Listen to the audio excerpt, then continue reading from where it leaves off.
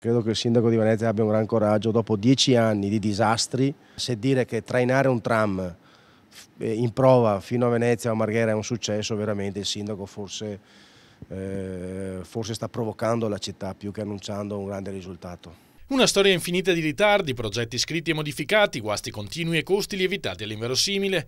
Dopo anni di disagi per la popolazione, tra poche ore il tram per la prima volta farà capolino in Piazzale Roma, ma i lavori sono ancora molto lontani dall'essere terminati. Per portare in laguna il siluro rosso occorrerà trascinarlo. Per la linea attualmente in funzione, dallo scorso ottobre è rimasta ferma per circa 7 mesi. I lavori sono iniziati nel lontano 2004 e terminati solo 6 anni più tardi.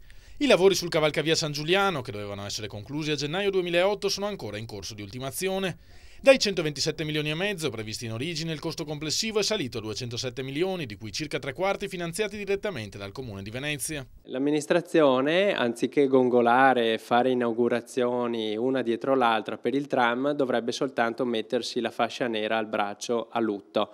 E questo per segnalare ai cittadini che l'investimento del tram è un investimento a perdere per i prossimi 50 anni.